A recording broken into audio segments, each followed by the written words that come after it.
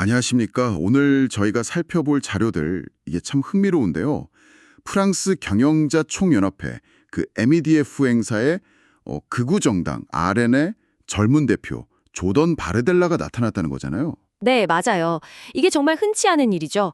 그래서 오늘은 이 자료들을 바탕으로 프랑스 극우가 어떻게 엘리트층, 특히 재계 쪽으로 슬쩍 다가가고 있는지 그 전략하고 배경 좀 깊게 들여다보려고 합니다. 그러니까 왜 지금 이런 움직임이 있고 또 어떤 식으로 접근하는지 엘리트들은 또 어떻게 보고 있는지 이게 궁금한 건데 일단 그 바르델라 대표가 MEDF에서 한 말부터가 완전 기존 RN이랑 달랐잖아요. 네, 완전 달랐죠.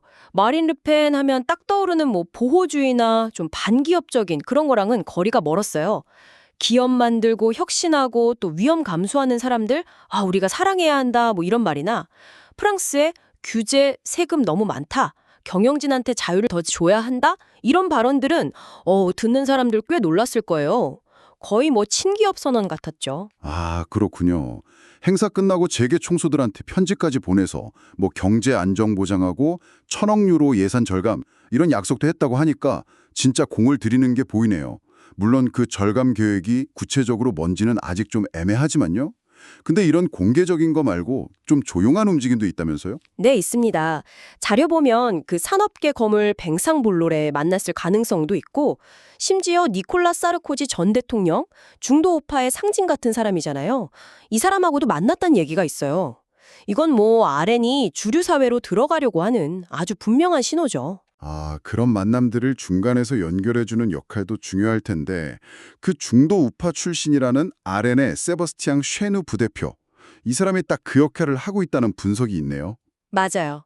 쉐누 부대표가 자기 원래 알던 사람들, 금융계 인사나 MDEDF 회장 아니면 대형 마트 대표 같은 사람들이랑 RN 지도부 사이에서 다리를 놓고 있는 거죠. 본인도 요청이 너무 많아서 정신없다, 이럴 정도라니까 물밑 작업이 꽤 활발한 거예요. 근데 프랑스는 선거 자금 규제가 꽤 엄격하다고 들었는데 이게 단순히 돈 때문엔 아닐 거란 말이죠. 그럼 진짜 목적은 뭘까요? 네, 정확해요. 개인 기부 한도가 연간 7,500유로밖에 안 되니까 돈이 목적은 아니에요. 중요한 건 이미지 바꾸기, 그리고 관계 만들기. 우리가 당신들 생각하는 그런 이상한 사람들 아니다, 이런 메시지를 주고 기존의 그 편견을 좀 깨면서 주류 사회랑 가까워지려는 거죠. 뭐랄까, 정상정당 코스프레? 그런 느낌이에요. 이 전략의 한가운데에는 역시 조돈 바르델레라는 인물이 있는 거군요. 르펜 가문의 그런 과거 이미지랑은 좀 거리가 있는 30살의 젊은 정치인이라는 거. 그리고 틱톡 팔로워가 200만이 넘는다. 이것만 봐도 대단하네요. 그렇죠. 당으로서는 아주 중요하죠. 젊은 사람들한테 인기도 많고 지지율도 지금 제일 높잖아요. 만약에 르펜이 재판 결과 때문에 출마 못하게 되면 가장 유력한 대선 후보가 될 수도 있고, 또 조기 총선에서 이기면 총리가 될 수도 있어요.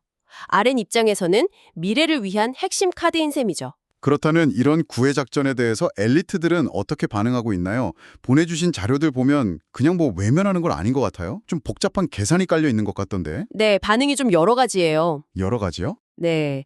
한쪽에서는 미래의 권력을 잡을 수도 있으니까 바르델라를 직접 만나서 대체 어떤 사람인가 좀 보려는 움직임이 있어요. 자료 표현대로 짐승의 실체를 확인하려는 그런 거죠.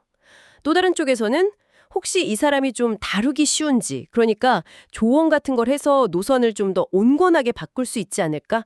이런 가능성을 보는 거예요. 이탈리아 멜로니처럼. 아, 멜로니처럼요? 네, 만들 수 있을까? 이런 기대감도 좀 있고요. 아, 일부 우파 성향 재계 인사들은 한 발 더 나가서 극좌파 막으려면 RN이랑 손잡아야 한다. 이런 얘기까지 나온다고요. 그 방역선이라고 하던 RN 고립시키는 전략은 이제 끝났다. 이런 인식도 있다면서요? 네. 사르코지나 티에리 브루통 같은 사람들이 RN도 공화국 틀 안에 넣어야 한다, 이런 비슷한 얘기를 했고, 또 볼로레가 가진 시뉴스 같은 우파 언론의 영향력도 무시 못하죠.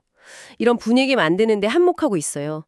극좌 멜랑숑에 대한 반감이 워낙 크다 보니까 이게 RN에 대한 경계심을 좀 누그러뜨리는 효과도 있는 것 같고요. 하지만 여전히 좀 불안해하거나 의심하는 시선도 많다고요. 모든 엘리트가 다 이걸 좋게 보는 건 아니겠죠, 당연히. 당연하죠. 아직도 많은 사람들은 RN이 집권하는 것에 대해 굉장히 거부감을 느껴요. 그리고 뭐 1,000억 유로 절감하겠다는데 구체적으로 어떻게 할 건지 설명이 부족하다 이런 비판도 계속 있고요. 조기 은퇴 연령 다시 늘리는 거 철회한다거나 또 새로운 형태의 금융자산세 도입 같은 거 이런 거 여전히 논란이 많아요. 그러니까 RN의 유혹 작전은 지금 진행 중이긴 한데 아직 뭐 완전히 먹혔다고 보기는 좀 어렵죠. 네, 오늘 저희가 함께 본 자료들은 프랑스 극우정당 RN이 엘리트층, 특히 재계의 마음을 얻으려고 어떻게 움직이는지, 또 그에 대한 엘리트들의 복잡한 반응을 보여줬습니다. 이게 단순히 프랑스 정치 얘기만이 아니라 주류 사회의 인정을 받으려는 포퓰리즘 운동, 그리고 기존 권력층이 여기에 어떻게 대응하는지, 이런 더 큰 흐름을 보여주는 사례 같다는 생각이 드네요. 당신은 이 현생을 보면서 어떤 생각이 드시나요?